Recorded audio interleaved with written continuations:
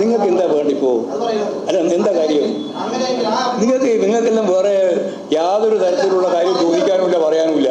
എന്നിട്ട് നേരത്തെ പറഞ്ഞുകൊണ്ടിരിക്കുന്ന കാര്യങ്ങൾ ആന വണ്ണത്തിൽ ഇങ്ങനെ ചോദിച്ചുകൊണ്ടിരിക്കുകയും അതൊന്നും പറയണ്ടേ? ഒരു കാര്യമില്ല, പറയണ്ട, ഒരു കാര്യമില്ല. എല്ലാം പറഞ്ഞു കഴിഞ്ഞാണ്, ഇനി ഒന്നും പറയാനില്ല. ഒഴിഞ്ഞൊന്നും മാറുന്നില്ല. ഒഴിഞ്ഞു മാറാം. നിങ്ങളോടാ ഒഴിഞ്ഞു മാറണ്ടേ? ഒഴിഞ്ഞു മാറുന്നു.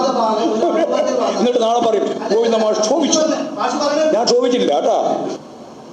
പാർട്ടിയും സർക്കാരും ജനങ്ങളുടെ അംഗീകാരം നേടിയെടുത്തുകൊണ്ട് മുന്നോട്ടേക്ക് പോകുന്ന സാഹചര്യത്തിലാണ് തുടർച്ചയായ അക്രമങ്ങൾ ഇപ്പോഴും പാർട്ടിക്കും ഗവൺമെൻറ്റിനെതിരായിട്ട് വന്നുകൊണ്ടിരിക്കുന്നത്. കമ്മ്യൂണിസ്റ്റ് പാർട്ടിയെ ദുർബലപ്പെടുത്താൻ അതിൻ്റെ നേതൃത്വത്തെ കടന്നാക്രമിക്കുക എന്ന നയമാണ് വലതുപക്ഷ ശക്തികൾ എല്ലാ കാലത്തും സ്വീകരിച്ചിട്ടുള്ളത്.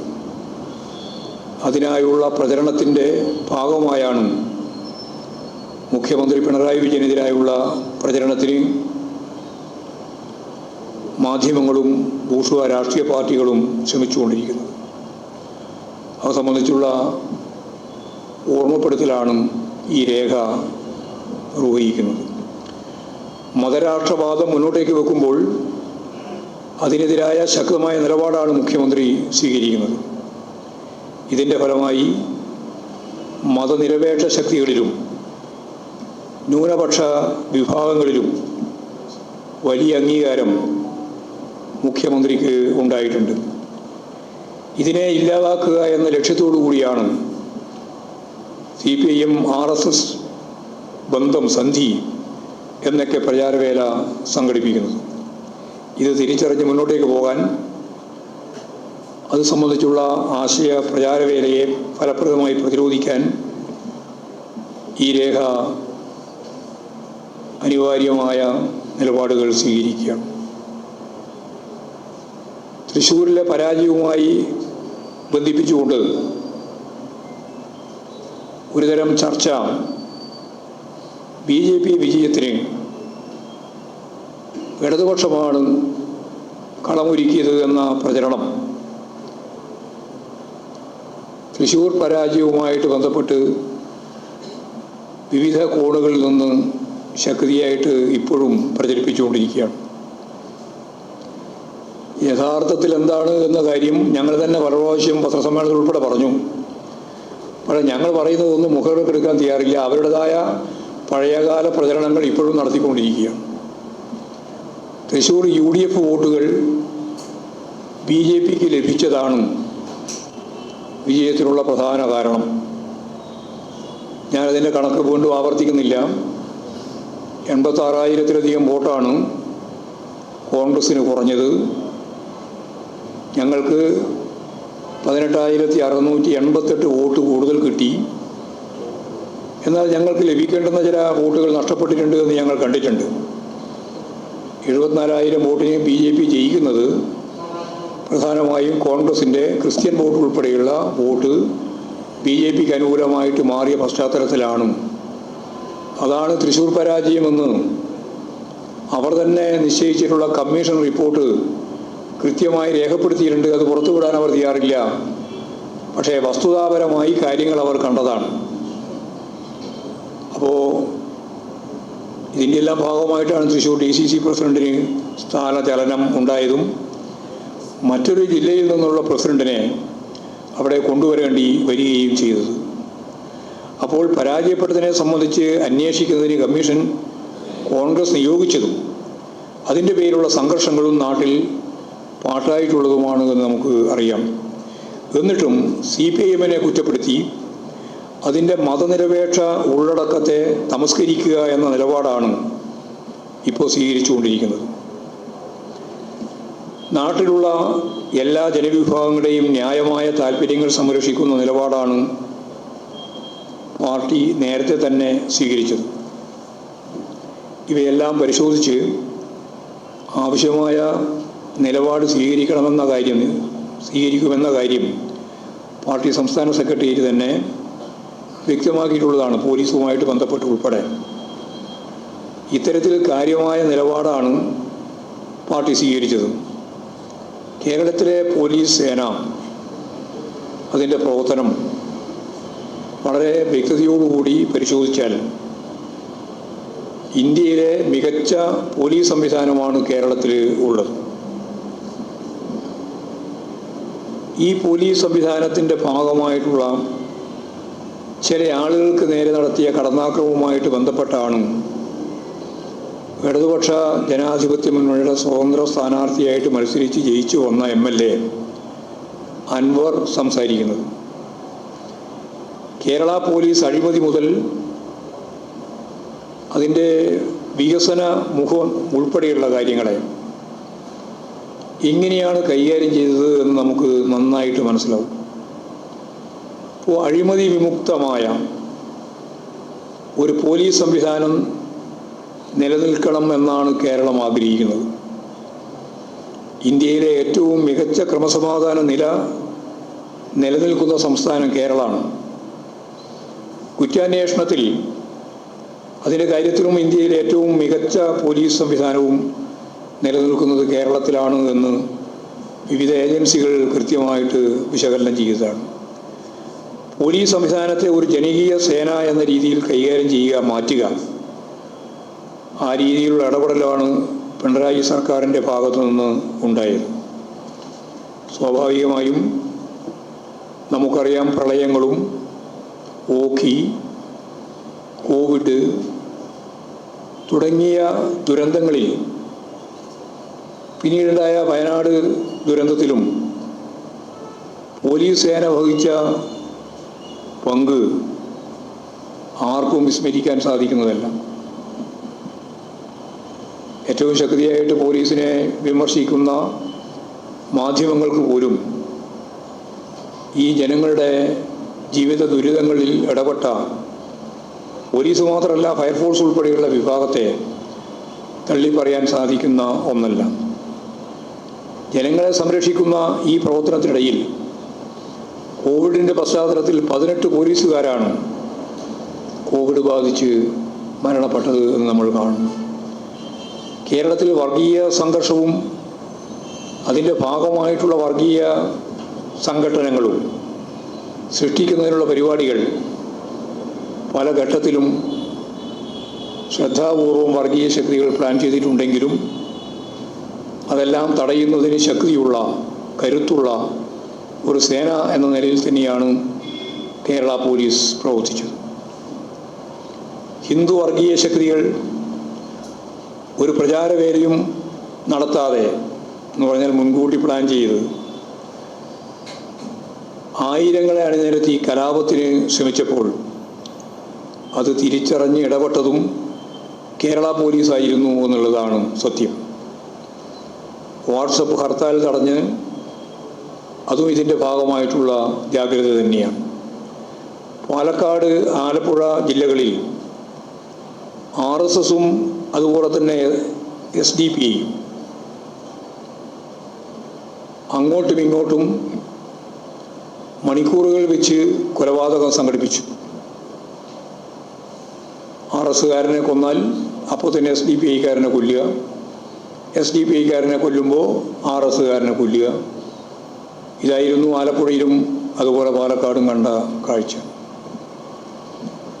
വളരെ ശക്തമത്തായ പാർട്ടി ഇടതുപക്ഷ സാന്നിധ്യവും ഇടപെടലും വർഗീയ ശക്തികൾക്കെതിരായിട്ട് ജാഗ്രത പുലർത്തേണ്ടുന്ന പോലീസിൻ്റെ എല്ലാ അർത്ഥത്തിലുമുള്ള ജാഗ്രതയും കൊണ്ടാണ് യഥാർത്ഥത്തിൽ ഒരു വർഗീയ കലാപത്തിലേക്ക് കത്തിപ്പാടുന്ന ഒരു വർഗീയ സംഘർഷത്തിലേക്ക് ഈ 2 ജില്ലയും പോകാതിരുന്നത് എന്നുള്ളത് സത്യം. അതുപോലെ തന്നെ കള്ളക്കടത്ത് ഉൾപ്പെടെയുള്ള കാര്യങ്ങൾ പരിശോധിക്കുമ്പോഴും കേരളത്തിലെ പോലീസിനെ സംബന്ധിച്ചിടത്തോളം സ്വർണ്ണക്കള്ളക്കടത്ത് പ്രശ്നം ഒരു ക്രമസമാധാന പ്രശ്നമായിട്ട് മാറുന്ന നില വരെ ഉണ്ടായി. കരിപ്പൂർ വിമാനത്താവളത്തിൽ നിന്ന് സ്വർണ്ണക്കള്ളക്കടത്തുമായി ബന്ധപ്പെട്ട് അപകടത്തിൽ 5 പേരാണ് മരണപ്പെട്ടത്. കള്ളക്കടത്ത് എന്ന് പറയുമ്പോൾ 2 രീതിയിലാണ് കാണേണ്ടത്. ഒന്ന്, കരിപ്പൂർ വിമാനത്താവളത്തിൽ ഇറങ്ങി സ്വർണവുമായി പുറത്തു വരാനുള്ള സൗകര്യം യഥാർത്ഥത്തിൽ ഒന്നാമത്തെ കുറ്റവാളി അവിടെ കൈകാര്യം ചെയ്യേണ്ടുന്ന കേന്ദ്ര ഗവൺമെൻറ്റിൻ്റെ സംവിധാനം കസ്റ്റംസ്, ആ കസ്റ്റംസിൻ്റെ ഉന്നത ഉദ്യോഗസ്ഥൻ്റെ കൂടി പിന്തുണയോടുകൂടിയാണ് ഇത്തരത്തിലുള്ള സ്വർണം പുറത്തേക്ക് വരുന്നില്ല. എങ്ങനെയാണ് സ്വർണം പുറത്തേക്ക് വരിക? സ്വർണം പുറത്തേക്ക് വരുമ്പോൾ തീർച്ചയായിട്ടും പോലീസിന് ആ സ്വർണം പിടിച്ചെടുക്കാൻ സാധിക്കുന്നതാണ്. ഇങ്ങനെ പിടിച്ചെടുത്തുകൊണ്ടാണ് നിരവധി സംഭവങ്ങൾ അവിടെ ഉണ്ടായിട്ടുള്ളത്. അപ്പോൾ ക്രമസമാധാന പ്രശ്നമായി മാറിയ സാഹചര്യത്തിൽ പോലീസിന് ഇടപെടാതിരിക്കാൻ പറ്റില്ല എന്നുള്ള സ്ഥിതിയും ആ ദൗത്യത്തിലാണ് ആ ദൗത്യമാണ് പോലീസ് നിർവഹിച്ച് കൊണ്ടിരുന്നത്. ഇതിനെതിരെയാണ് ഇപ്പോൾ അൻവർ വലിയ രീതിയിലുള്ള കുരിശുയുദ്ധം സംഘടിപ്പിക്കുന്നത്. കള്ളക്കടത്തിൻ്റെ ഭാഗമായി, പൊട്ടിക്കൽ പ്രശ്നത്തിൻ്റെ ഭാഗമായിട്ടുള്ള ചിലരെ ആളുകളെയാണ് സാക്ഷിയായിട്ട് അവതരിപ്പിക്കുന്നത്.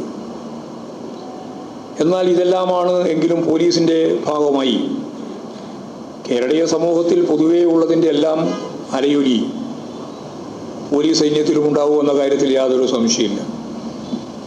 പല വിഭാഗത്തിലും പോലീസിൽ സ്വാധീനമുണ്ട്.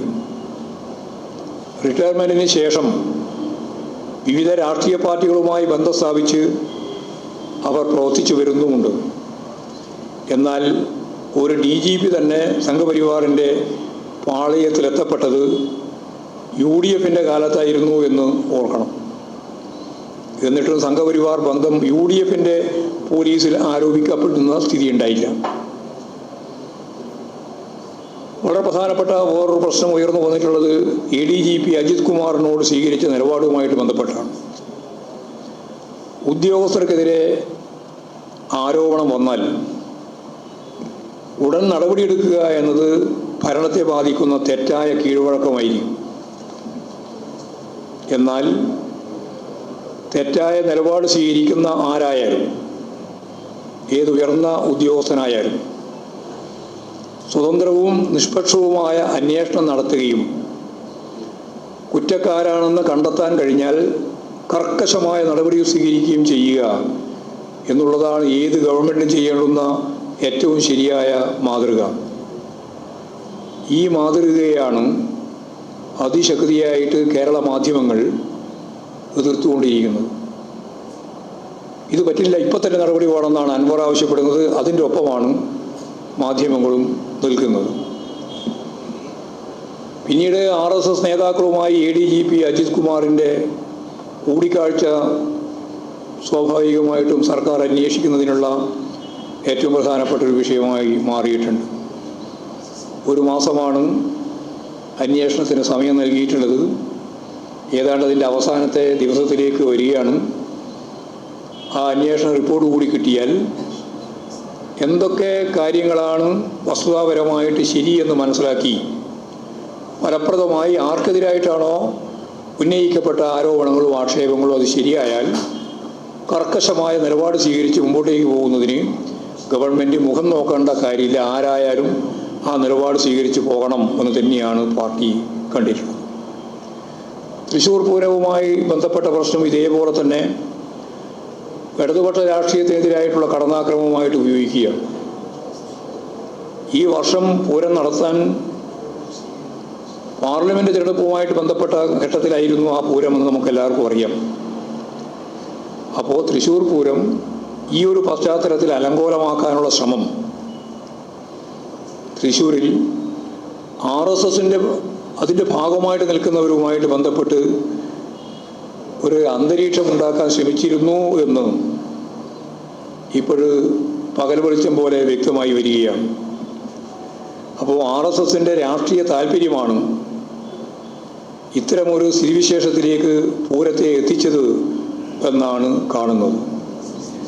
അന്വേഷണ റിപ്പോർട്ടിൻ്റെ പശ്ചാത്തലത്തിൽ കൂടുതൽ അന്വേഷണം വേണമെന്നാണ് കണ്ടത്. അത് ഇന്നലെ മുഖ്യമന്ത്രി 3 തരത്തിലുള്ള അന്വേഷണത്തെ സംബന്ധിച്ച് പറഞ്ഞു കഴിഞ്ഞിരിക്കുകയാണ്.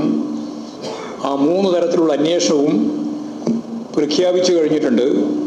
അതിനനുസരിച്ച് ആ അന്വേഷണത്തെ സംബന്ധിച്ച് അതിൻ്റെ പിന്നിൽ നടന്ന ഗൂഢാലോചനയുണ്ട്, ഉദ്യോഗസ്ഥന്മാരുടെ നിലപാടുണ്ട്, ADGPയുമായിട്ട് ബന്ധപ്പെട്ട് DGP കൊടുത്ത കാര്യങ്ങളുണ്ട്.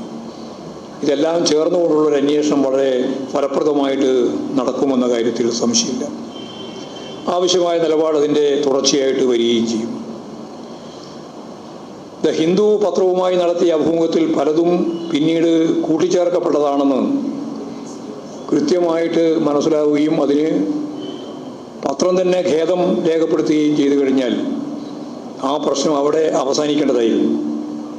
എന്നാൽ സംസ്ഥാന സർക്കാരിന് ഒരു PR ഏജൻസി ഉണ്ട് എന്നുള്ള പ്രചാരവേല നടത്തി അതിൻ്റെ ഭാഗമായിട്ട് ആരാണ് PR-നെ നിശ്ചയിച്ചത്, അവർക്ക് എത്രയാണ് ശമ്പളം, എത്രയാണ് പണം കൊടുക്കുന്നത് തുടങ്ങിയിട്ടുള്ള 10 ചോദ്യം മലയാള മനോരമ ഇന്നലെ ഉന്നയിക്കുകയുണ്ടായി.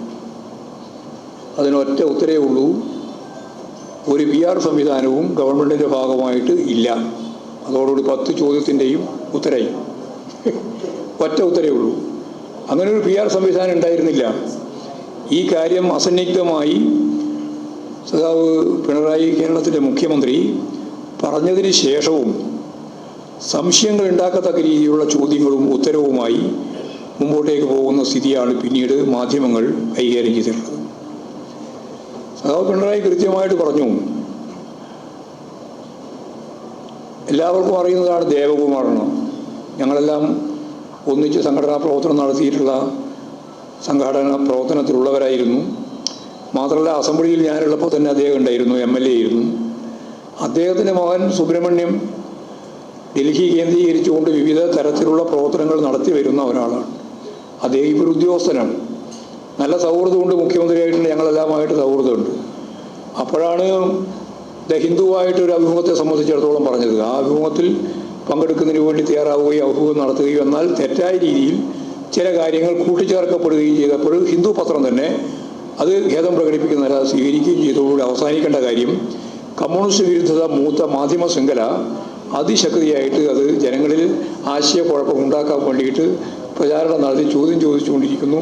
ഇപ്പോഴും ഉത്തരം കിട്ടിയാലും മുമ്പ് പിണറായിയെ സംബന്ധിച്ചുള്ള ഏറ്റവും പ്രധാനപ്പെട്ട വിമർശനം എന്താ? ചിരിക്കുന്നില്ല. എന്തൊരു മനുഷ്യനാണ്, ചിരിയില്ല. ഇപ്പോഴേ ഇന്നലത്തെ വിമർശനം എന്താ? എന്തൊരു ചിരിയായി ഇത് ചിരിയാണോ എന്നാണ്. എന്നിട്ട് പ്രതിപക്ഷ നേതാവിൻ്റെ വിമർശനവും പരിഹാസവും എന്ന് പറഞ്ഞാൽ എന്താണ് പിടിവള്ളിയായിട്ട് കിട്ടുക? ഒന്ന് കഴിയുമ്പോൾ മറ്റൊന്നും. അപ്പോൾ അത് തുറന്നു കാണിക്കപ്പെടുമ്പോൾ അപ്പോൾ വിചാരിക്കും ഇതോടെ അവസാനിച്ചിട്ടുണ്ടാവും. അത് കഴിഞ്ഞ് 4 ദിവസം കഴിയുമ്പോൾ വേറൊന്നും. അത് കഴിഞ്ഞ് അത് പരിഹാസ്യമാവുകയും തുറന്നു കാണിക്കപ്പെടുകയും ചെയ്യുമ്പോൾ അടുത്ത വേറെ. ഇതൊരു പ്രക്രിയയായിട്ട് തുടർന്ന് പോവുകയാണ്. ഇത് 1957 VMSൻ്റെ ഗവൺമെൻറ് അധികാരത്തിൽ വന്ന ഘട്ടത്തിൽ സാമ്രാജ്യത്വ പിന്തുണയോടുകൂടി നടത്തിയ വിമോചന സമരം കോടിക്കണക്കിന് രൂപ കൈപ്പറ്റിയെന്ന് പിന്നീട് കോൺഗ്രസ് നേതാക്കന്മാരെന്നെ പറഞ്ഞല്ലോ. അമേരിക്കൻ CIA പണം കിട്ടിയിട്ടുണ്ട് എന്ന് വയലാർ രവി എഴുതിയ പുസ്തകത്തിൽ തന്നെ ചൂണ്ടിക്കാണിച്ചല്ലോ. അങ്ങനെയുള്ള ഒരു സാഹചര്യമാണ് 2ാം ഘട്ട LDF ഗവൺമെൻറ് വന്നതിന് ശേഷം ഇവിടെ ഈ പ്രതിപക്ഷ രാഷ്ട്രീയ പാർട്ടികളും ഒരുപാട് മഴവിൽ സഖ്യം എന്ന് പറഞ്ഞാൽ മനസ്സിലായില്ലേ? എല്ലാം കൂടി എല്ലാ വർണ്ണങ്ങളും അതിൽ ഉൾച്ചേർത്തിട്ടുണ്ട്. എല്ലാ വർണ്ണവും അതെല്ലാം ചേർന്നിട്ടുള്ള ഒരു സഖ്യമാണ് യഥാർത്ഥത്തിൽ കേരളത്തിൽ 2ാം പിണറായി ഗവൺമെൻറ്റിനെ നേരിടുന്നതിന് വേണ്ടി എല്ലാ കള്ളപ്രചരണങ്ങളും അർദ്ധസത്യങ്ങളും സത്യങ്ങളുടെ ചില അംശങ്ങളും എല്ലാം ചേർത്ത് പത്രപ്രവർത്തനത്തിൻ്റെ ഒരു ധാർമ്മികതയും ഇല്ലാതെ, പത്രപ്രവർത്തനം എന്ന് പറഞ്ഞാൽ ചാനൽ പ്രവർത്തനം ഉൾപ്പെടെയാണ് ഉദ്ദേശിക്കുന്നത്, ഇതെല്ലാം നടപ്പിലായിക്കൊണ്ടിരിക്കുകയാണ്. ചാനൽ വേണ്ട കാര്യമില്ല, അതല്ല ഇതിൻ്റെ കൂടെ തന്നെയാണ് ഉള്ളത്. അപ്പോൾ മതരാഷ്ട്ര ശക്തികൾക്കെതിരായ നിലപാട് പിണറായി ശക്തിയായി സ്വീകരിക്കുന്നു എന്നത് തന്നെയാണ് ഇത്തരത്തിലുള്ള കടന്നാക്രമണത്തിൻ്റെ അടിസ്ഥാനമായിട്ട് കാണുന്നത്. കേരളത്തിൽ ഇനി ഒരു കമ്മ്യൂണിസ്റ്റുകാരൻ മുഖ്യമന്ത്രിയാവില്ല എന്ന് ആന്റണിയുടെ വാദം, അല്ലെങ്കിൽ പണ്ട് മനോരമ പറഞ്ഞ വാദം ഇപ്പോൾ അൻവറും മുമ്പോട്ടേക്ക് വെക്കുകയാണ്. ഈ രീതിയിൽ എല്ലാ അർത്ഥത്തിലും ഈ പ്രചാരവേല മുഖ്യമന്ത്രിക്കെതിരായിട്ട് ഇപ്പോൾ വരികയാണ്. അതിൻ്റെ അർത്ഥം ഞങ്ങൾക്ക് വളരെ നന്നായിട്ട് അറിയാം. ഏറ്റവും പ്രധാനപ്പെട്ട നേതൃത്വത്തെ തന്നെ കടന്നാക്രമിക്കുക എന്നുള്ളത് തന്നെയാണ്, മുഖ്യമന്ത്രിയെ കടന്നാക്രമിക്കുക എന്നുള്ളതിൻ്റെ അർത്ഥം. അതുകൊണ്ട് പാർട്ടിയെ പ്രതികൂട്ടിലാക്കാനുള്ള നിരവധിയായ ശ്രമങ്ങളും ഇതിൻ്റെ ഭാഗമായിട്ട് നടക്കുന്നുണ്ട്. പിന്നെ വർഗീയ രാഷ്ട്രീയ പ്രചരണം. ഒരു പുതിയ പാർട്ടി ഉണ്ടാക്കും എന്ന് പറഞ്ഞ് അൻവർ മുന്നോട്ടേക്ക് പോകുമ്പോൾ മലപ്പുറം ജില്ലാ സെക്രട്ടറിയെ RSSകാരനാണെന്നാണ് വ്യാപകമായിട്ട് പ്രചരിപ്പിച്ചത്. നട്ടാൽ പൊടിക്കാത്ത കളവ് മോഹൻദാസിനെ പോലെയുള്ള പാർട്ടി ജില്ലാ സെക്രട്ടറിയെ സംബന്ധിച്ച് പറയുകയാണ്. പിന്നെ എത്രയോ മതവിശ്വാസികൾ പാർട്ടിയുമായിട്ട് ബന്ധപ്പെട്ട് നിലകൊള്ളുന്നുണ്ട്. അങ്ങനെയുള്ള സന്ദർഭത്തിൽ മതവിശ്വാസികൾക്ക് CPIM-ൽ ഒന്നും ചെയ്യാനാവില്ല എന്ന കള്ളപ്രചാര വേല 8 കൊല്ലത്തിന് ശേഷം അൻവർ ആവർത്തിക്കുകയാണ്. ഇതെല്ലാം ദുഷ്ടലാക്കോടുകൂടിയുള്ള വർഗീയ നിലപാടാണ്. ഈ വർഗീയ സമീപനത്തെ അതിശക്തിയായിട്ട് എതിർക്കണം. വിശ്വാസി അവിശ്വാസി സംഘർഷമല്ല കമ്മ്യൂണിസ്റ്റ് പാർട്ടി വിഭാവനം ചെയ്യുന്നത്, വർഗസമരമാണ്. അതുകൊണ്ട് വിശ്വാസിയാണോ അല്ലയോ എന്നുള്ള ചോദ്യം ഞങ്ങളുടെ മുമ്പിലില്ല. എല്ലാ വിശ്വാസിക്കും അവിശ്വാസിക്കും കമ്മ്യൂണിസ്റ്റ് പാർട്ടി ഓഫ് ഇന്ത്യ മാർക്സിസ്റ്റുമായിട്ട് ബന്ധപ്പെട്ട് പ്രവർത്തിക്കുന്നതിൽ യാതൊരു തടസ്സവുമില്ല. അമ്പലത്തിൽ പോകുന്നവരുണ്ട്, പള്ളിയിൽ പോകുന്നവരുണ്ട്, ചർച്ചിൽ പോകുന്നവരുണ്ട്, എവിടെയും പോകാതിരിക്കുന്നവരുമുണ്ട്. അവർക്കെല്ലാം അവരുടെ വിശ്വാസ പ്രമാണങ്ങൾക്കനുസരിച്ച് പ്രവർത്തിക്കാനും അവർക്കെല്ലാം കമ്മ്യൂണിസ്റ്റ് പാർട്ടിയിൽ വർഗപ്രസ്ഥാനം എന്ന രീതിയിൽ ചേർന്ന് മുമ്പോട്ടേക്ക് പോകാനും യാതൊരു തരത്തിലുള്ള പ്രശ്നങ്ങളും ഉണ്ടാകുന്നില്ല. പിന്നെ അൻവർ ഉന്നയിച്ച പ്രധാനപ്പെട്ട ഒരു കാര്യം P. ശശിക്കെതിരായ ആരോപണമാണ്. അത് പത്രമാധ്യമ ശൃംഖലയിലും വലിയ ചോദ്യമായിട്ട് ഉന്നയിച്ചിട്ടുണ്ടായി. ഞങ്ങളതിൽ ഇപ്പോൾ രക്ഷപ്പെട്ടത് എന്താ വെച്ചാൽ CPIM സംസ്ഥാന കമ്മിറ്റിക്ക് ശശിയുമായിട്ട് ബന്ധപ്പെട്ട കത്ത് കൊടുത്തു എന്ന് പറഞ്ഞപ്പോൾ എന്താ കത്ത് കൊടുത്തതെന്ന് നിങ്ങൾക്ക് മനസ്സിലായിട്ടില്ലല്ലോ. ഞങ്ങൾ മൂടി വെച്ചു എന്നല്ലേ പിന്നെ വിചാരിക്കുക. അപ്പോൾ ഇപ്പോൾ ഉണ്ടായൊരു ഗുണം, അൻവർ ആ കത്ത് പ്രസിദ്ധീകരിച്ചിരിക്കുന്നു. പ്രസിദ്ധീകരിച്ചപ്പോഴാണ് മനസ്സിലായതിൽ അതിൽ കാതലായ ഒരു പ്രശ്നവുമില്ല, ഒരു കാര്യവും അതിൻ്റെ അകത്തില്ല. ശശിയെ ബോധപൂർവം അവമാനിക്കാൻ വേണ്ടിയിട്ടുള്ള പ്രയോഗങ്ങളല്ലാതെ എന്തെങ്കിലും ഒരു തെളിവോ എന്തെങ്കിലും ഒരു കാര്യമോ ആ കത്തിൻ്റെ ഭാഗമായിട്ട് നമ്മുടെ മുമ്പിൽ എത്തിയിട്ടില്ല, പാർട്ടിയുടെ മുമ്പിൽ എത്തിയിട്ടില്ല. അത് ഞങ്ങൾ പുറത്തു വിടാത്തത് കൊണ്ട് അതിപ്പോൾ അൻവർ തന്നെ പുറത്തു വിട്ടിരിക്കുന്നു. ആ വിട്ടത് തീർച്ചയായിട്ടും തെളിവായി സഖാവ് P. ശശിക്ക് കേസ് കൊടുക്കാനുള്ള ഒരു സാധ്യത വന്നു ചേർന്നിരിക്കുന്നു. കേസ് നൽകിയിരിക്കുകയാണ്. മാനനഷ്ട കേസ് ആവശ്യമായ രീതിയിലുള്ള നോട്ടീസ് ഇപ്പോൾ അയച്ചിരിക്കുകയാണ്. പിന്നെ റിയാസിനെതിരായിട്ടാണ്. റിയാസുമായിട്ട് വലിയ അടുപ്പമുണ്ടായിരുന്നയാളാണ്. റിയാസിന് അനുകൂലമായിട്ട് ഫേസ്ബുക്ക് പോസ്റ്റ് ചെയ്തിട്ടുള്ള ആളാണ് ഈ അൻവർ. പക്ഷേ ആ അൻവർ പിന്നീട് റിയാസിനെതിരായിട്ട് വരികയാണ്. Riyas democratic youth federation of India എന്ന സംഘടനയുടെ അഖിലേന്ത്യാ പ്രസിഡന്റ് എന്ന രീതിയിൽ പ്രവർത്തിക്കുമ്പോഴാണ് കേരള രാഷ്ട്രീയത്തിൽ കേന്ദ്രീകരിച്ചുകൊണ്ട് MLA ആവുകയും മന്ത്രിയാവുകയും ഒക്കെ ചെയ്തിട്ടുള്ളത്. ഇതെല്ലാം തെറ്റായ ചില പ്രവണതകൾ മുമ്പോട്ടേക്ക് വെച്ച് ചെയ്യുന്ന കാര്യങ്ങളാണ്. പിന്നെ ഉൾപാർട്ടി ജനാധിപത്യമില്ല എന്ന പ്രചരണം തികച്ചും തെറ്റായ കാര്യമാണ്. നിങ്ങളെ പത്രക്കാരെന്നെ എപ്പോഴും പറഞ്ഞുകൊണ്ടിരിക്കുന്നത് തിരഞ്ഞെടുപ്പ് കഴിഞ്ഞപ്പോൾ വലിയ ചർച്ചയായിരുന്നു എന്നാണ്, അല്ലേ? വലിയ തർക്കമായിരുന്നു, വലിയ ചർച്ചയായിരുന്നു, വിമർശനമായിരുന്നു എന്നാണ്. വിമർശനം ഇല്ലെങ്കിൽ പിന്നെ പാർട്ടിയില്ല. അതുകൊണ്ട് നല്ല വിമർശനമാണ് ഉണ്ടായിട്ടുള്ളത്. ഇനിയും വിമർശനം ഉണ്ടാവണം എന്ന് തന്നെയാണ് ഞങ്ങൾ കാണുന്നത്. അതുകൊണ്ട് ഉൾപാർട്ടി ജനാധിപത്യമില്ല എന്നത് പച്ച കള്ളം. പാർട്ടിക്കകത്ത് പൂർണ്ണമായി ഏത് മെമ്പർക്കും ആരെപ്പറ്റിയും ചർച്ച ചെയ്യുന്നതിന് വേണ്ടിയുള്ള എല്ലാ അവകാശമുണ്ട്. പാർട്ടി സമ്മേളനങ്ങളിൽ അത് പൂർണ്ണമായിട്ട് പാർട്ടി സഖാക്കൾ ഉപയോഗിച്ചുകൊണ്ടിരിക്കുന്നു എന്നും നമുക്ക് കാണാൻ കഴിയും. പിന്നെ ഞാൻ നേരത്തെ പറഞ്ഞത് ജമാഅത്തെ ഇസ്ലാമിലൂടെ ദേശീയ ജനറൽ സെക്രട്ടറി ആരിഫ് അലിയുടെ നേതൃത്വത്തിലുള്ള സംഘം RSSുമായി ചർച്ച നടത്തി എന്നുള്ളതാണ്. എന്തിനാണ് RSSുമായിട്ട് ജമാഅത്തെ ഇസ്ലാം ചർച്ച ചെയ്യുന്നത്? ആരിഫ് അലി ജമാഅത്തെ ഇസ്ലാമിയുടെ മുൻ കേരള അമീർ കൂടിയാണ്. എന്ത് ചർച്ചയാണ് ഇവർ നടത്തിയത് എന്ന് അന്നും ഇന്നും അവർ വ്യക്തമാക്കിയിട്ടില്ല. സ്വാഭാവികമായിട്ടും വർഗീയത പരസ്പരം ശക്തിപ്പെടുത്തുന്ന രണ്ട് വിഭാഗങ്ങളാണ്. അവർ ശത്രുതാപരമായിട്ട് കാര്യങ്ങൾ നടിക്കുമെങ്കിലും രണ്ടും പരസ്പരം ശക്തിപ്പെടുത്തുന്ന രണ്ട് വർഗീയ വിഭാഗങ്ങളാണ് എന്ന അർത്ഥത്തിൽ തന്നെയാണ് നമ്മളതിനെ കാണേണ്ടത്. രണ്ടും പരസ്പരം ശക്തിപ്പെടുത്തുന്നതുമാണ്. ഈ കാര്യം അതിൻ്റെ ഭാഗമായിട്ട് മാത്രമേ കാണാൻ സാധിക്കുകയുള്ളൂ. ഇവിടെ ലീഗും SDPIയും ജമാഅത്ത് ഇസ്ലാമും ചേർന്ന് ന്യൂനപക്ഷ ജനവിഭാഗങ്ങൾക്കിടയിൽ വർഗീയ ധ്രുവീകരണത്തിന് വേണ്ടിയുള്ള പ്രവർത്തനമാണ് കഴിഞ്ഞ പാർലമെന്റ് തെരഞ്ഞെടുപ്പിൻ്റെ ഭാഗമായി നടത്തിയത്. ആ പ്രവർത്തനം ഇപ്പോഴും തുടരുകയാണ്. ന്യൂനപക്ഷ ജനവിഭാഗങ്ങളെ ജനാധിപത്യവൽക്കരണത്തിൻ്റെ ഭാഗമായിട്ട് കാര്യങ്ങൾ കൈകാര്യം ചെയ്യുന്നതിന് പ്രാപ്തമാക്കുന്നതിന് പകരം വർഗീയതയിലേക്ക് നയിക്കാൻ വേണ്ടിയുള്ള പ്രവർത്തനത്തിൽ മുസ്ലിം ലീഗും SDP-യും ജമാഅത്ത് ഇസ്ലാമും ചേർന്നുകൊണ്ടുള്ള ഒരു ഐക്യമാണ് ഇപ്പോൾ കാണാൻ സാധിക്കുന്നത്. ഇത് ദൂരവ്യാപകമായ ഫലമുളവാക്കുന്ന ഒന്നായിരിക്കുമെന്ന കാര്യത്തിൽ സംശയമില്ല. ന്യൂനപക്ഷ ജനവിഭാഗങ്ങളെ തീവ്രവാദപരമായ ആശയങ്ങളുടെ അടിസ്ഥാനത്തിൽ സംഘടിപ്പിക്കുക എന്ന SDP-യുടെ നിലപാടാണ് ഇപ്പോൾ ചേർന്ന് നടപ്പിലായിക്കൊണ്ടിരിക്കുന്നത്. BJPക്ക് വളരാനുള്ള മണ്ണൊരുക്കുകയാണ് ഇതുവഴി അവർ ചെയ്തുകൊണ്ടിരിക്കുന്നത് എന്നുള്ളതാണ് സത്യം. ന്യൂനപക്ഷ വിഭാഗങ്ങൾക്കകത്ത് രൂപപ്പെടേണ്ടുന്ന ജനാധിപത്യപരമായ മുന്നേറ്റങ്ങളെയും പ്രതിരോധത്തെയും അത് തകർക്കുന്ന സമീപനത്തിലേക്കാണ് നയിക്കുക. അതുകൊണ്ട് മുസ്ലിം ലീഗ് ഉൾപ്പെടെയുള്ള മതനിരപേക്ഷ ഉള്ളടക്കത്തെപ്പറ്റി പറഞ്ഞുകൊണ്ടിരിക്കുന്ന ആളുകൾ മറ്റവർ ഇസ്ലാം രാഷ്ട്രം വേണം എന്ന് പറയുന്നവർ തന്നെയാണ്. ഞാൻ നേരത്തെ പറഞ്ഞ പോലെ ജനവിരുദ്ധ നിലപാടുകൾ, തീവ്രവാദ നിലപാടുകൾ സ്വീകരിക്കുന്നവരാണ്. അത് വളരെ ഗൗരവപൂർവ്വം തന്നെയാണ് ഞാൻ പറയുന്നത്.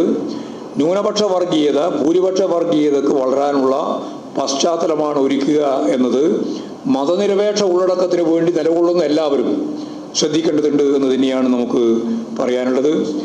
എല്ലാ പ്രതിലോമ ശക്തികളും ഒന്നായി ചേർന്ന് പാർട്ടിക്കെതിരെയും ഗവൺമെൻറ്റിനെതിരെയും ഇത്തരത്തിലുള്ള കൂട്ടായ ശ്രമങ്ങൾ നടത്തിക്കൊണ്ടിരിക്കുന്ന സാഹചര്യത്തിൽ ഇതിനെല്ലാം പ്രതിരോധിക്കുന്നതിന് നമുക്ക് തീർച്ചയായിട്ടും യോജിച്ച് മുന്നോട്ടേക്ക് പോകേണ്ടതായിട്ടുണ്ട്. ഇക്കാര്യത്തിൽ സഖാവ് KT ജലീൽ MLA സ്വീകരിച്ച നിലപാട് ശ്രദ്ധേയമായ ഒന്നാണ്. കാരണം 2-ാം തീയതി എന്തോ അത്ഭുതം സംഭവിക്കുമെന്ന് വിചാരിച്ചിട്ടാണ് പത്രക്കാരെല്ലാം ആദ്യഘട്ടം പോയത്. പിന്നീട് ഇടതുപക്ഷ ജനാധിപത്യ മുന്നണിക്ക് എതിരല്ല എന്ന് കണ്ടപ്പോൾ നിങ്ങൾ ആ പരിപാടി തന്നെ ഉപേക്ഷിച്ച് പോകുന്ന നിലയിലേക്ക് എത്തി. എത്ര വ്യക്തമായ രാഷ്ട്രീയമാണ് നിങ്ങൾ കാണിക്കുന്നത്. എന്തോ കമ്മ്യൂണിസ്റ്റ് വിരുദ്ധത പറയാൻ പോവാണ് ജലീൽ എന്ന് വിചാരിച്ചിട്ട് എല്ലാവരും ഒത്തുകൂടി. പറഞ്ഞു തുടങ്ങുമ്പോൾ തന്നെ കമ്മ്യൂണിസ്റ്റ് വിരുദ്ധത ഇല്ല എന്ന് മനസ്സിലായപ്പോൾ പ്രക്ഷേപണത്തിൽ തന്നെ പിൻവാങ്ങി. ഇതെല്ലാം അവസരവാദപരമായ രാഷ്ട്രീയം എന്നല്ലാണ്ട് വേറെ എന്താ ഇതിനെല്ലാം പറയാം. അപ്പോൾ സ്വാഭാവികമായും മാധ്യമരംഗത്തെ പ്രവർത്തനത്തിൽ നല്ല പ്രാധാന്യമുണ്ടെന്ന് തന്നെയാണ് ഞങ്ങൾ കാണുന്നത്. അല്ല, പ്രാധാന്യം ഇല്ല എന്നുള്ളതല്ല, ആശയങ്ങൾ രൂപപ്പെടുത്തുന്നതിൽ നമുക്ക് നല്ല പങ്ക് വഹിക്കാൻ സാധിക്കുന്നുണ്ട്. പക്ഷേ അത് കമ്മ്യൂണിസ്റ്റ് വിരുദ്ധവും വലതുപക്ഷ ആശയങ്ങളുമാണ് നിർമ്മിക്കുന്നത്. അത് അവസരവാദപരമായ നിലയിലാണ് നിങ്ങൾ കുറേ കാലമായിട്ട് തുടരുന്നത്. ഇത് കുറേയും കൂടി തുടരുമ്പോൾ ഇതിനെ തുറന്നു കാണിച്ചുകൊണ്ട് മുമ്പോട്ടേക്ക് പോവുക എന്നുള്ള സമീപനമാണ് പാർട്ടിക്ക് സ്വീകരിക്കാനുള്ളത്. എല്ലാ കാലവും ഇതേപോലെ പോകും എന്ന് നിങ്ങൾ ധരിക്കാൻ പാടില്ല. ഞങ്ങളിത് പ്രതീക്ഷിക്കുന്നുണ്ട്. അടുത്ത പഞ്ചായത്ത് തിരഞ്ഞെടുപ്പ് വഴിയും അതിനുശേഷമുള്ള അസംബ്ലി തിരഞ്ഞെടുപ്പ് വരെയും ഇത്തരത്തിലുള്ള കൂട്ടായ്മ നിങ്ങളുടെ ഭാഗത്തു നിന്ന് കമ്മ്യൂണിസ്റ്റ് പ്രസ്ഥാനത്തിനും ഇടതുപക്ഷ ജനാധിപത്യ മുന്നണിക്കും ഗവൺമെൻറ്റിനുമെതിരായി ഉണ്ടാവും എന്ന കാര്യം ഞങ്ങൾ കൃത്യമായിട്ട് പ്രതീക്ഷിക്കുന്നുണ്ട്.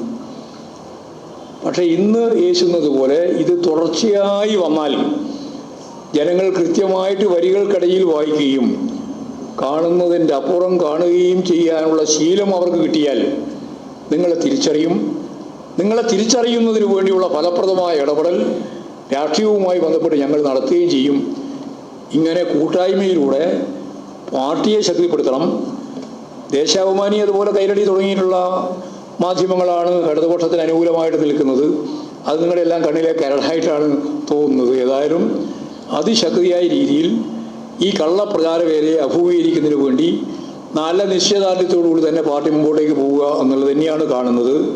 തെറ്റുതിരുത്തൽ ക്യാമ്പയിൻ ശക്തിപ്പെടുത്തിക്കൊണ്ട് തന്നെ പാർട്ടി സമ്മേളനങ്ങളിലൂടെ മുന്നോട്ടേക്ക് പോകുമ്പോൾ കൃത്യമായി പാർട്ടിയെ ഒരു പുതിയ ദിശയിലേക്ക് എത്തിക്കുന്നതിന് വേണ്ടിയുള്ള നല്ല പ്രവർത്തനമാണ് ബ്രാഞ്ച് സമ്മേളനത്തിൽ ഉണ്ടായിട്ടുള്ളത്. അതിൻ്റെ പങ്കാളിത്തം അങ്ങനെയാണ്, ചർച്ചകൾ അങ്ങനെയാണ്. ഇനി അങ്ങോട്ട് ഈ ലോക്കൽ സമ്മേളനങ്ങളിലും വരാൻ പോകുന്നത് അത് തന്നെയാണ്. പാർട്ടി വളരെ ഫലപ്രദമായിട്ട് മുന്നോട്ടേക്ക് നീങ്ങുന്നതിന് വേണ്ടി അതിൻ്റെ തിരുത്തിരുത്തൽ രേഖ ഉൾപ്പെടെ ചേർത്ത് ചർച്ച ചെയ്ത് പാർട്ടിയെ നവീകരിച്ച് മുമ്പോട്ടേക്ക് പോവുക എന്ന പ്രക്രിയയിൽ തെറ്റായ ഒരു നിലപാടിനെയും ഒരു തരത്തിലും വെച്ച് ഉറപ്പിക്കാൻ ഈ പാർട്ടി ഉദ്ദേശിക്കുന്നില്ല. അത് വെറുതെ കേവലമായ ഒരു വിശദീകരണം മാത്രമല്ല, ഉണ്ടാകുന്ന ഓരോ പ്രശ്നങ്ങളിലും പാർട്ടി അപ്പോൾ ഇടപെട്ടുകൊണ്ട് എല്ലാ ദുർബലതയെയും കൃത്യമായി കണ്ടറിഞ്ഞുകൊണ്ട് പാർട്ടി സംഘടനയാകെ ഒറ്റക്കെട്ടായി പ്രതിരോധിച്ച് പാർട്ടിക്കെതിരായിട്ട് വരുന്ന കടന്നാക്രമങ്ങളെ പ്രതിരോധിക്കുന്നതിന് വേണ്ടി പ്രാപ്തമാകുന്ന രീതിയിൽ പാർട്ടി സഖാക്കളെ സജ്ജമാക്കുന്നതിന് വേണ്ടിയുള്ള ഒരു രേഖയാണ് ഇന്ന് പാർട്ടി സംസ്ഥാന കമ്മിറ്റി അംഗീകരിച്ച ഈ രേഖ. ഇതാണ് പൊതുവായിട്ട് പറയാനുള്ളത്.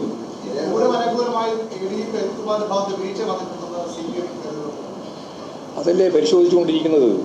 ഞാൻ മലയാളത്തിൽ എത്ര പ്രാവശ്യമായി പറയുന്നു?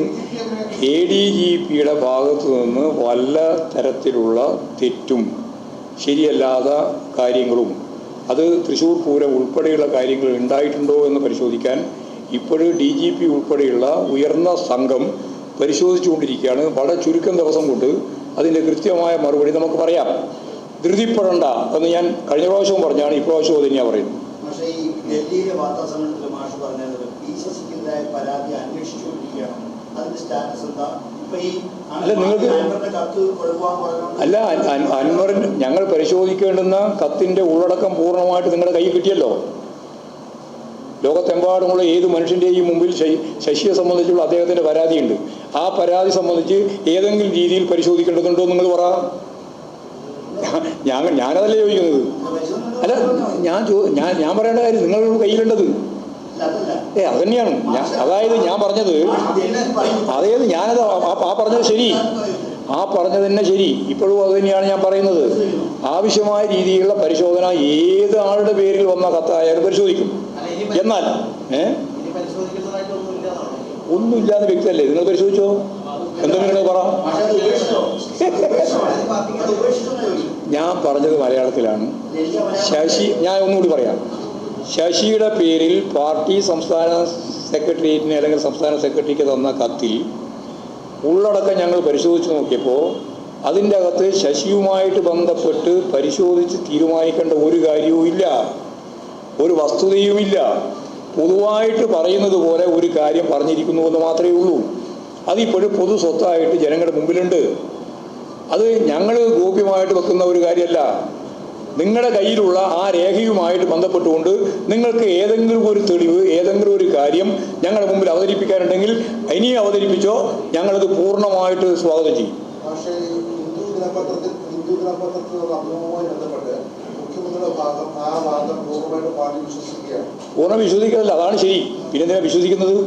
അവിടെ ഞങ്ങൾക്ക് ഒരു PR ഇല്ല, ഒരു PR-ൻ്റെയും പ്രശ്നമില്ല.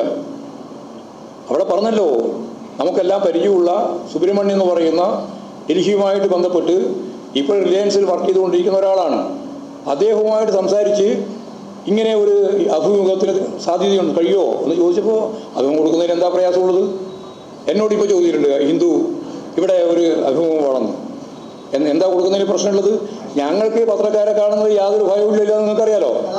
അതല്ലേ എന്നോടല്ല പറഞ്ഞല്ലേ, ഇവിടെ കേരളത്തിലാണ് ചോദിച്ചു. റിപ്പോർട്ടറല്ല, എന്നോട് ചോദിച്ചത് CN മോഹനാണ്. CN മോഹനോട് ചോദിച്ച ചോദ്യത്തിൻ്റെ ഭാഗമായിട്ട് അദ്ദേഹം എന്നോട് പറഞ്ഞു, ഇങ്ങനെ ഒരു ദിവസം വേണമെന്ന് പറയുന്നുണ്ട്, ഹിന്ദു പത്രത്തിന് ഒരു അഭിമുഖം വേണം എന്ന് പറയുന്നുണ്ട്, എപ്പോഴാണ് കൊടുക്കാൻ? ഞാൻ നമുക്ക് കൊടുക്കാം. ഞാൻ തിരുവനന്തപുരത്തുള്ള സമയത്തോ അല്ലെങ്കിൽ എവിടെയാണോ വേണ്ടത് അവിടെ കൊടുക്കാം. എന്താ കൊടുക്കുന്നതിന് പ്രശ്നം? അതിന് PR-ൻ്റെ ഒരു ആവശ്യം പാർട്ടിക്കും ഇല്ല, ഒട്ടും ഗവൺമെൻറ്റിനും ഇല്ല. ഇത് നിങ്ങൾക്ക് മനസ്സിലാകുന്നില്ല, മനസ്സിലാവാനിട്ടല്ല. നിങ്ങൾക്ക് മനസ്സിലായാലും ഇതൊരു വലിയ സംശയമായിട്ട് ജനങ്ങളുടെ മനസ്സിൽ കൊണ്ടുവരാനാണ്.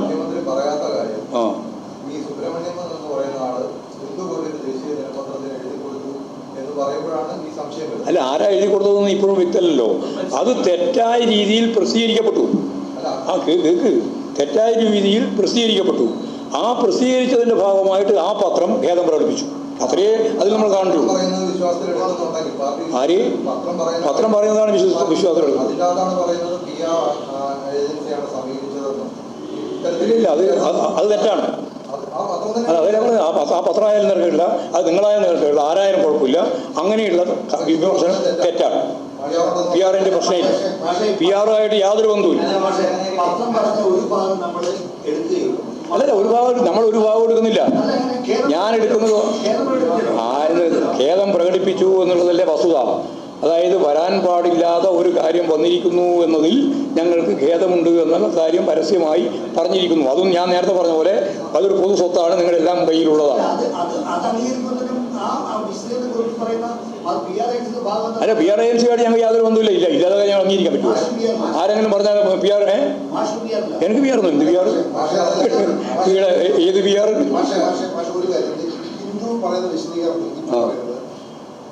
ഞാനിനി അതിന് വിശദീകരണം ചെയ്യുന്നില്ല, വെറുതെ ആവശ്യമില്ലാതെ പറഞ്ഞുകൊണ്ടിരിക്കുക. നിങ്ങൾക്ക് മലയാള മനോരമക്ക് ഇതേരി പറഞ്ഞുകൊണ്ട് അടുത്ത പ്രാവശ്യം ഒരു 10 ചോദ്യം കൂടി ചോദിക്കണം.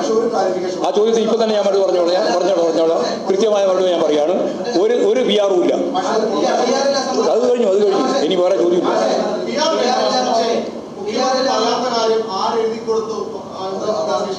ആര് അത് ആ വന്നത് തെറ്റാണെന്ന് അവർ തന്നെ പറഞ്ഞു കഴിഞ്ഞാൽ അവിടെ അവസാനിച്ചു. ഇത് അത് ഞാൻ പണ്ടേ പറഞ്ഞുകൊണ്ടിരിക്കുന്ന ഒരു ഉദാഹരണം. ആരമുള്ളിൻ്റെ കൂർപ്പോ ചെമ്പരത്തിപ്പൂവിൻ്റെ ചുമപ്പോ ഏതാണ് നല്ലത് എന്ന് ഗ്രാമർ അടിസ്ഥാനപ്പെടുത്തിയിട്ട് കൃത്യമായ ചോദ്യം. അത് എന്താ ഉത്തരം? എന്താ ഉത്തരം? എന്താ? വെറുതെ ആവശ്യമില്ലാതെ താരതമ്യം ചെയ്യാം. ഒരുപാട് കാര്യം ചോദിച്ചു. ഈ സുബ്രഹ്മണ്യം ആ ഇന്റർവ്യൂ നടക്കുമ്പോൾ അവിടെ ഉണ്ടായിരുന്നു. മുഖ്യമന്ത്രി തന്നെ വന്നു. മറ്റൊരു PR ഏജന്റായ ഒരാളും അവിടെ ഉണ്ടായിരുന്നു. ഈ രണ്ടുപേരും പിണറായി പറഞ്ഞില്ല. അവിടെ ഒരാൾ പറയും കൂടി ഒരാളുടെ കൂടെ ഉണ്ടായിരുന്നു. അത് ഈ ലേഖയുടെ ഒപ്പം വന്നതായിരുന്നു എന്നാണ് ഞാൻ ധരിച്ചതെന്നാണ് പറഞ്ഞത്. പിന്നെന്താ? അയാളുടെ സാന്നിധ്യം ഉണ്ടാകും. നിങ്ങൾക്ക് എന്താ വേണ്ടിപ്പോ? അല്ല, എന്താ കാര്യം? നിങ്ങൾക്കെല്ലാം വേറെ യാതൊരു തരത്തിലുള്ള കാര്യം ചോദിക്കാനുമില്ല, പറയാനുമില്ല. എന്നിട്ട് നേരത്തെ പറഞ്ഞുകൊണ്ടിരിക്കുന്ന കാര്യങ്ങൾ ആന വണ്ണത്തിൽ ഇങ്ങനെ ചോദിച്ചുകൊണ്ടിരിക്കുകയും ഒന്നും പറയണ്ടേ? ഒരു കാര്യമില്ല, പറയണ്ട, ഒരു കാര്യമില്ല. എല്ലാം പറഞ്ഞു കഴിഞ്ഞാണ്, ഇനി ഒന്നും പറയാനില്ല. ഒഴിഞ്ഞൊന്നും മാറുന്നില്ല. ഒഴിഞ്ഞു മാറാം. നിങ്ങളോടാ ഒഴിഞ്ഞു മാറണ്ടേ? ഒഴിഞ്ഞു മാറുന്നു. എന്നിട്ട് നാളെ പറയും ഗോവിന്ദ മാഷ് ക്ഷോഭിച്ചു. ഞാൻ ക്ഷോഭിച്ചില്ല കേട്ടാ. വെറുതെ ചോദ്യം ചോദിച്ചോണ്ട്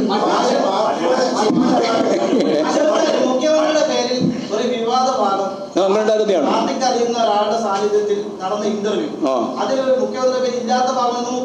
ഇല്ലാതാണ്. ഗുരുതരമായ പ്രശ്നമാണ്. ആലോചിച്ചു, അന്വേഷിച്ചു. പരിശോധിച്ചോട്ടെ. ഞങ്ങൾക്കത് പരിശോധിക്കേണ്ട കാര്യമില്ല. ആവശ്യമില്ലാത്ത കാര്യത്തിന് മേലെ പിന്നിൽ പോകേണ്ട കാര്യം നമുക്കെന്താ ഉള്ളത്? നിങ്ങൾക്ക് നാളെ പത്രത്തിൽ വരുത്താൻ വേണ്ടി ഒരു വാർത്ത വേണം. ആ വാർത്തയ്ക്ക് വേണ്ടി ഞങ്ങൾ അതിന്റെ പിന്നിൽ പോകേണ്ട നടക്കേണ്ട കാര്യമുണ്ട്. ഒരു ആവശ്യമില്ലാന്ന് സുബ്രഹ്മണ്യം. അത് നോക്കിക്കോട്ടെ, എങ്ങനെയാണ് പരിശോധിച്ചു പോട്ടെ. ഞങ്ങൾക്ക് എന്റെ സുബ്രഹ്മണ്യം നിങ്ങൾ കുറേ ദിവസമായില്ലേ ഈ പറയുന്ന ഭാഗവുമായിട്ട് ബന്ധപ്പെട്ട് ചർച്ച ചെയ്യാൻ തുടങ്ങിയിട്ട് അല്ലേ? ഇനിയിപ്പോൾ അത് പിണറായി ഇന്നലെ പറഞ്ഞതോടുകൂടി അത് പൂർണ്ണമാവേണ്ടിയാണ്. നിങ്ങൾക്ക് ഇനിയും പൂർണ്ണമാകുന്നില്ല. ഞാനിപ്പോൾ പറഞ്ഞിട്ട് പൂർണ്ണമാക്കാൻ വേണ്ടി ശ്രമിച്ചാലും നിങ്ങൾക്കത് പൂർണ്ണമാവില്ല. കാരണം ഞാൻ നേരത്തെ പറഞ്ഞ പണിയാണ് നടത്തിക്കൊണ്ടിരിക്കുന്നത്. കമ്മ്യൂണിസ്റ്റ് വിരുദ്ധവും ഗവൺമെൻറ് വിരുദ്ധവുമായ കാര്യങ്ങൾക്ക് വേണ്ടി ഒരു ആശയം ഉൽപ്പാദിപ്പിക്കാനുള്ള പണിയാണ് നടത്തിക്കൊണ്ടിരിക്കുന്നത്. അപ്പോൾ ഞാൻ എത്ര പറഞ്ഞാലും അത് നിങ്ങൾക്ക് ബോധ്യമാവില്ല. ആ ബോധ്യമാവാതിരിക്കുന്നതിൻ്റെ പ്രധാനപ്പെട്ട കാരണം നിങ്ങളുടെ മുൻവിധിയാണ്. നിങ്ങൾക്ക് കൃത്യമായ മുൻവിധിയുണ്ട്, നിങ്ങൾക്ക് കൃത്യമായിട്ടുള്ള ഉദ്ദേശമുണ്ട്, താല്പര്യമുണ്ട്. അത് വർഗപരം കൂടിയാണ്. തെറ്റൊന്നുമല്ല. നിങ്ങളെ ശരി മതി.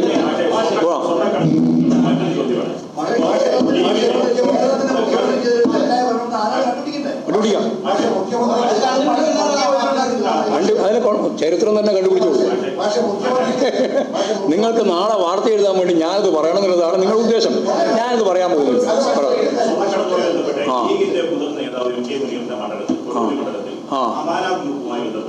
ഒരു പദ്ധതി അത് 2 മാസം വിസിറ്റ് വിസയിലേക്ക് ദുബായിൽ പോകുന്ന ആൾക്ക് താമസ സൗകര്യം ഒരുക്കി കൊടുക്കുന്നത്.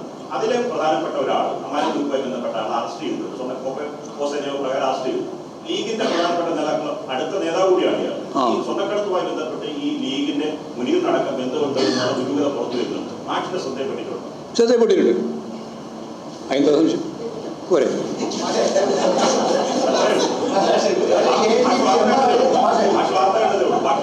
കണ്ടതാണ്. അതായത് എനിക്കതിൽ അനുഭവമൊന്നുമില്ല. ഇമാതിരിയുള്ള നിരവധി ആളുകളുമായിട്ട് ഇവർക്കെല്ലാം നല്ല ബന്ധമുണ്ട്. അതെല്ലാം മൂടി വെച്ചിട്ട് പിണറായിക്കെതിരായിട്ടും മുഖ്യമന്ത്രിക്കെതിരായിട്ടും ഇല്ലാത്ത കാര്യം പെരുപ്പിച്ച് കാണിക്കാൻ വേണ്ടി നിരന്തരമായിട്ട് ശ്രമിച്ചുകൊണ്ടിരിക്കുന്നതെന്ന് മാത്രമേ ഉള്ളൂ. അവർ ഓരോരുത്തരെ പറ്റി കൃത്യമായിട്ട് അന്വേഷിച്ച് തിരിഞ്ഞു പറഞ്ഞു പോയാൽ നിങ്ങൾക്ക് തന്നെ അതിൻ്റെ എല്ലാം ഉള്ളടക്കം മുഴുവൻ കിട്ടും.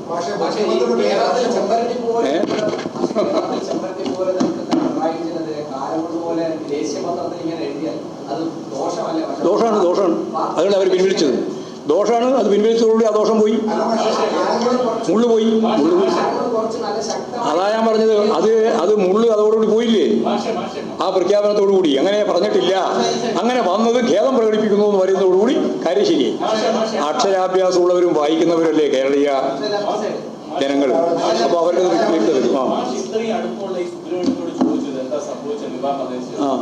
ഇല്ലല്ല, ഞാൻ ചോദിച്ചിരുന്നില്ല. ചോദിക്കണം അല്ല, നിങ്ങൾ പറഞ്ഞാൽ ചോദിക്കണം. നോക്കാം. പറയാം. അല്ലല്ല, സുബ്രഹ്മണ്യ പാർട്ടി അംഗമൊന്നുമില്ല. അനുഭാവം എന്ന് പറഞ്ഞാൽ ഈ നമ്മുടെ ഒന്നുമില്ല. കൂടിക്കാഴ്ച അതേപോലെ തന്നെയാണ് CPI ADGP RSS കൂടിക്കാഴ്ച രാഷ്ട്രീയ വിഷയമാണെന്ന് പറയുന്നത്. അത് CPM അംഗീകരിക്കുന്നുണ്ട്. പിന്നെന്താ, ഞങ്ങളെ സംബന്ധിച്ച് കൃത്യമായ അന്വേഷണം നടത്താൻ തീരുമാനിച്ചിരിക്കില്ലേ? അന്വേഷണം നടത്തട്ടെ. CPI പറയുന്നത് ഇത് രാഷ്ട്രീയ വിഷയം. CPI പറയുന്നത് ഞങ്ങൾ ആവർത്തിച്ചുകൊള്ളുന്നുണ്ട്.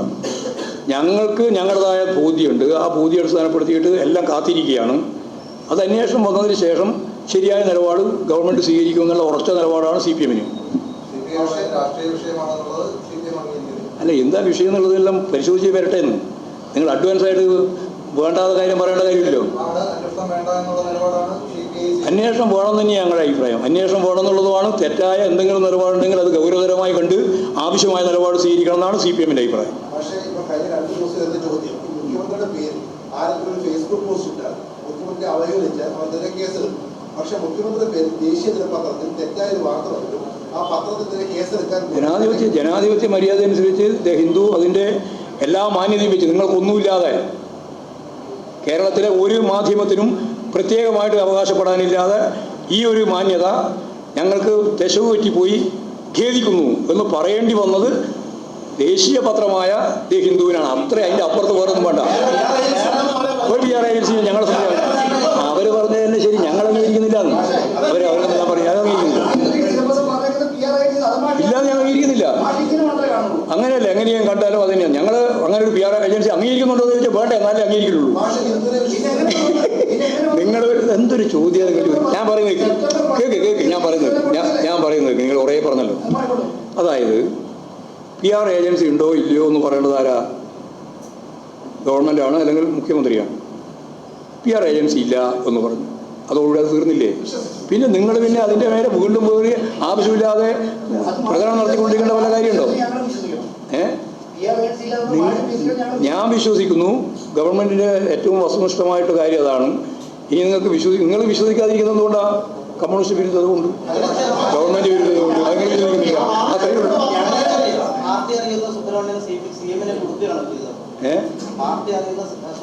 ഈ സൂത്രല്ലേ എത്ര കൊല്ലായിട്ട് കണ്ടുകൊണ്ടിരിക്കുന്നവരാ ഞങ്ങൾ. ഇമാതിരി ചോദ്യവും ഈ ചോദ്യത്തിന്റെ കുരുക്കും എല്ലാം എത്ര കൊല്ലായിട്ട് കണ്ടുകൊണ്ടിരിക്കുന്നയാ. ഡയറക്റ്റ് അറിയില്ല. വേണം അന്വേഷിക്കാം, നോക്കാം. നമുക്ക് തിരക്കില്ല. അതിന് ഒരു ജാഗ്രത ഉണ്ടാവും. നിങ്ങൾക്ക് ജാഗ്രത ഉണ്ടെങ്കിൽ നിങ്ങളുടെ പത്രപ്രവർത്തനത്തിന്റെ മിടുക്ക് കൊണ്ട് അത് കണ്ടുപിടിച്ചോ.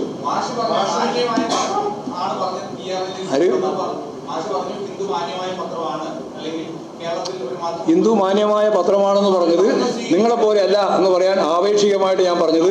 നിങ്ങളാണെങ്കിൽ ഖേദം പ്രകടിപ്പിക്കുന്ന പ്രശ്നമില്ല. എന്ത് കളവ് പറഞ്ഞാലും ആ കളവ് ഞങ്ങൾക്ക് പറ്റിയ ഒരു പെശകായി പോയി എന്ന് പറയുന്ന അത്യപൂർവം ചില മാധ്യമവും കേരളത്തിലുണ്ടായിരുന്നല്ലാണ്ട് നിങ്ങൾ ഉൾപ്പെടെയുള്ള ഒരു മാധ്യമവും അതൊന്നും ഒരു തരത്തിലും അംഗീകരിക്കുന്നതല്ല. എന്ത് കളവ് അവതരിപ്പിച്ചാലും ആ കളവ് അവതരിപ്പിക്കുന്നതിന് മേലെ ഞങ്ങൾ പിടിച്ച മുയലിന് 2 കൊമ്പുണ്ട് എന്ന് പറയുന്നിടത്ത് തന്നെ നിൽക്കുന്നവരാണ് ഇവിടുത്തെ കേരളത്തിലെ പത്രപ്രവർത്തനത്തിൻ്റെ രീതി.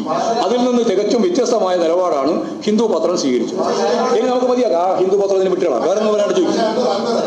അൻവറിനൊന്നും ചോദിക്കാൻ അൻവറല്ല ഈ അധ്യായത്തിനെ മാറി വെറുതെ അധ്യായം അൻവർ പറഞ്ഞുകൊണ്ടിരിക്കുന്നത്. അതൊന്നും ഞങ്ങൾക്ക് ഒരു പ്രശ്നമുള്ള കാര്യമല്ല. നയ നേതാവിന്റെ പിന്തുണ ഉണ്ടായാലും നടക്കില്ല. ഒരു നേതാവിന്റെയും പിന്തുണയില്ല, ഒരു അനുഭാവിന്റെയും പിന്തുണയില്ലാത്ത അവസ്ഥയിലേക്കാണ് അൻവർ ഇപ്പോൾ എത്തിക്കൊണ്ടിരിക്കുന്നത്. യു ഡി എഫിന്റെ പിന്തുണ ഇനി ഞാൻ പറയുന്നത് നിങ്ങൾ കേൾക്ക്. ഇനി ഞാൻ പറയുന്നത് അൻവറിന് പിന്തുണ ആരതാ? UDF-ന്റെ പിന്തുണയുണ്ട്, ജമാഅത്ത് ഇസ്ലാമിൻ്റെ പിന്തുണയുണ്ട്, SDPI-യുടെ പിന്തുണയുണ്ട്. ഇനിയിപ്പോൾ വേറെ ഏതെങ്കിലും വർഗീയ ശക്തികളുണ്ടെങ്കിൽ അതിൻ്റെ എല്ലാ പിന്തുണയുണ്ടെന്ന് കണ്ടാൽ മതി. ഞങ്ങളുമായിട്ട് ബന്ധപ്പെട്ട് ഒരു പിന്തുണയും അതിനില്ല. ഒരു കണ്ണൂരിലെ ശക്തനുമില്ല. അതെല്ലാം കളവാണ്, എല്ലാം കളവാണ്. അൻവറിനൊന്നും കോട്ട് ചെയ്യാൻ തന്നെ പറ്റില്ല. എല്ലാം ഞങ്ങൾ അത് പൂർണ്ണമായിട്ട് വന്ന് ഉപേക്ഷിച്ച് കളഞ്ഞതാണ്.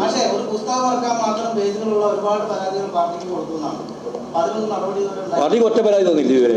ആദ്യമായിട്ട് ഒരു പരാതി തന്നതിന് അത് അദ്ദേഹം പരസ്യപ്പെടുത്തുകയും ചെയ്തു. പിന്നെ വായിച്ചോട്ടെ, നിങ്ങളെല്ലാം വായിക്കും. ഞങ്ങൾക്ക് വേറൊരു പരാതി ഇതുവരെ തന്നില്ല. പിന്നെ പുസ്തകം പ്രസിദ്ധീകരിക്കുന്നു.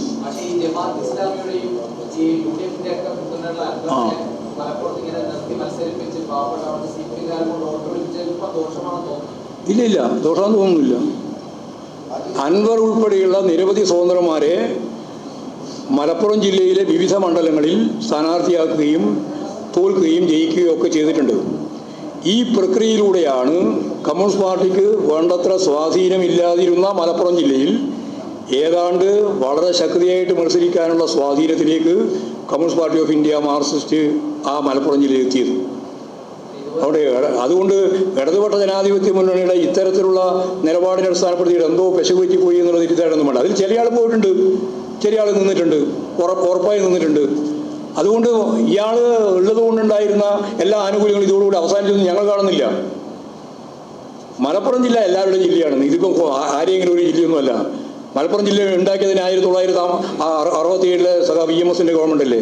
അന്ന് കോൺഗ്രസും ജനസംഘവും കൂടി ചേർന്നിട്ടാണ് സമരം നടത്തിയത്. അതിനെതിരായിട്ട് ജനസംഘവും അതുപോലെ തന്നെ കോൺഗ്രസും ഒപ്പം ചേർന്ന് അവിടെ സമരം നടത്തിയതാണ്. കേരളത്തിലൊരു പാകിസ്ഥാൻ വരാൻ പോവാണ്, കുട്ടി പാകിസ്ഥാൻ വരാൻ പോവുകയാണെന്നാണ് RSR എന്ന് പറഞ്ഞത്. അപ്പോൾ ജില്ലയിലെ അട്ടിപ്പാറൊന്നും ആരും അവകാശപ്പെടേണ്ട. ജില്ലാ സംവിധാനത്തിന് വേണ്ടി വളരെ ഫലപ്രദമായിട്ട് പ്രവർത്തിച്ചത് കമ്മ്യൂണിസ്റ്റ് പാർട്ടി ഓഫ് ഇന്ത്യ മാർക്സിസ്റ്റും അന്നത്തെ മുഖ്യമന്ത്രി സഖാ VMSും തന്നെയാണ്. ഒരു പിന്നോക്കം നിൽക്കുന്ന ഒരു ജില്ല എന്ന രീതിയിൽ ആ ജില്ലയെ ഉയർത്തിക്കൊണ്ടുവരാനാണ്. 57 പേര് എന്തായിരുന്നു കേരളത്തിൻ്റെ അവസ്ഥ? മുസ്ലിങ്ങൾ 2ാം പൗരന്മാരായിരുന്നില്ലേ? ഇതെല്ലാം പഠിക്കുന്നതല്ല. വളരെ ഗൗരവപൂർവ്വം തന്നെയാണ് പറയുന്നത്. 57 പോലീസ് വെരിഫിക്കേഷൻ്റെ ഭാഗമായിട്ട് കമ്മ്യൂണിസ്റ്റുകാർ മാത്രമല്ല, മുസ്ലിം ആണെങ്കിൽ MSPയിൽ സ്ഥാനം ഉണ്ടായിരുന്നില്ല, MSPയിൽ എടുക്കുമായിരുന്നില്ല. 57 സഖാ VMSന്റെ ഗവൺമെൻറ്റാണ് അത് മാറ്റിയത്. ഒരു പള്ളി ഉണ്ടാക്കണമെങ്കിൽ 1000 പ്രാവശ്യം നടന്നാലും സാധിക്കുമായിരുന്നില്ല. മറ്റെല്ലാ ആരാധനാലയങ്ങളെ പോലെ പള്ളിയും ഉണ്ടാക്കാൻ തീരുമാനിച്ച 57 സഖാ VMSന്റെ ഗവൺമെൻറ്റാണ്. അതുകൊണ്ട് പള്ളിയും അതുപോലെ തന്നെ ക്ഷേത്രവും വിശ്വാസവും മലപ്പുറവും ഒന്നും ഉപയോഗിച്ചിട്ട് ഇങ്ങോട്ട് കടക്കാൻ നോക്കണ്ട. എല്ലാ വർഗീയവാദികളുടെയും എല്ലാ വർഗീയ നിലപാടുകളെയും എതിർത്തുകൊണ്ട് തന്നെയാണ് കമ്മ്യൂണിസ്റ്റ് പാർട്ടി മലപ്പുറം ജില്ലയിലും അതിശക്തിയായ ഒരു പ്രസ്ഥാനമായിട്ട് മാറിയിട്ടുള്ളത്. അതുകൊണ്ട് മലപ്പുറത്തിൻ്റെ പേരുപയോഗിച്ചിട്ട് വർഗീയവാദികളുടെ എല്ലാം കേന്ദ്രമായിട്ടാണ് അതിനെ കാണുന്നതെന്നുള്ള ഒരു തെറ്റിദ്ധാരണയും ഞങ്ങൾക്കില്ല. മലപ്പുറം എല്ലാവരുടെയും മലപ്പുറമാണ്. ആ മലപ്പുറത്തെ ഫലപ്രദമായ രീതിയിൽ തന്നെ മുന്നോട്ട് നയിക്കുക വേണ്ടത്.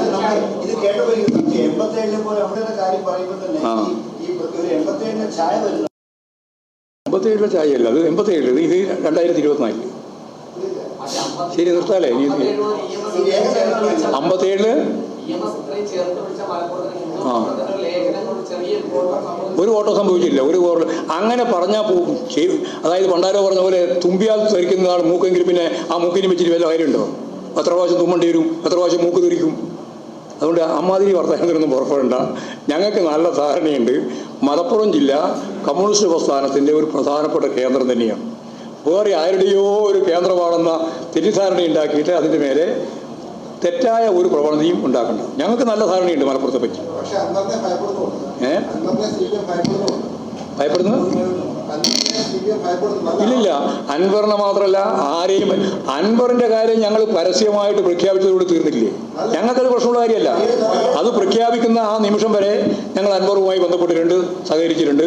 ഞാൻ LDF അല്ല, ഞാൻ ഇടതുപക്ഷ ജനാധിപത്യ മുന്നണി പാർലമെന്ററി പാർട്ടി യോഗത്തിലും പോകുന്നില്ല എന്ന് അദ്ദേഹം വിശകലനം ചെയ്തതോടുകൂടി പാർട്ടി വ്യക്തമായിട്ട് ഡൽഹി പത്രസമ്മേളനത്തിലാണ് പാർട്ടിക്ക് വേണ്ടി ഞാൻ പറഞ്ഞത് ഇനി അൻവറുമായി ഒരു ബന്ധമില്ല. അങ്ങനെ തള്ളിക്കളഞ്ഞാൽ പിന്നെ അൻവറിനെ പറ്റി ഇങ്ങനെ പറഞ്ഞുകൊണ്ടിരിക്കേണ്ട യാതൊരു കാര്യവും. എവിടെയാ യോഗത്തിന് വലിയ ആളുണ്ടായിട്ടുണ്ട്? അത് മനസ്സിലായിട്ടുണ്ട്. സാഗരത്തിൽ ഞങ്ങൾ എണ്ണി പരിശോധിച്ചിട്ടുണ്ട്. എണ്ണി പരിശോധിച്ചിട്ടുണ്ട്. എല്ലാ ഏജൻസി ഞങ്ങൾ തന്നെയല്ലേ പാർട്ടി ഏജൻസി. പിന്നെ എന്ത് പാർട്ടി ഏജൻസി കൊണ്ട്? നിങ്ങൾക്കല്ലേ ഈ ഏജൻസിനെ പറ്റി ആലോചിക്കേണ്ടത്. ഞങ്ങൾക്ക് നമ്മുടെ ബ്രാഞ്ചുണ്ട്, ലോക്കൽ കമ്മിറ്റി ഉണ്ട്, പാർട്ടി മെമ്പർമാരുണ്ട്. അതിലുള്ള എല്ലാ സംവിധാനവും ഞങ്ങൾക്കില്ല ഇവിടെ കേരളത്തിൽ. എവിടെ എണ്ണാൻ? അതുകൊണ്ട് ഈ പാർട്ടിക്കാരൊന്നും പോയിട്ടില്ല, ഒറ്റയാളും പോയില്ല, ഒരു പാർട്ടി മെമ്പറും പോയിട്ടില്ല. പഴയ ഇല്ലാതെ ആളുകൾ ചില ആൾ പോയിട്ടുണ്ട്. അങ്ങനെ ആകെ ഞങ്ങൾ എണ്ണി നോക്കിയപ്പോൾ 50 ആളാണ്. 50 നമ്മളല്ല, പഴയ കാലത്തൊക്കെ ഉണ്ടായിരുന്നു എന്ന് പറയുന്നത്. ബാക്കി SDPI ആണ്, അതുപോലെ തന്നെ ജമാഅത്ത് ഇസ്ലാമാണ്, പിന്നെ ലീഗാണ്. ഇത്രയും ആളുകളാണ് അതിൽ പങ്കെടുത്തിട്ടുള്ളത്. കൃത്യമായിട്ട് ഇനി തയ്യാറാക്കിയിട്ടുള്ള ആളുകളുടെ കണക്ക് ഞങ്ങളുടെ കയ്യിലുണ്ട്. കോൺഗ്രസ് കുറച്ചുണ്ട്, ചെറിയ ലീഗാണുള്ളത്. പിന്നെ കോൺഗ്രസ് പോകാൻ പാടില്ല എന്ന് കോൺഗ്രസിനെ തീരുമാനിച്ചു.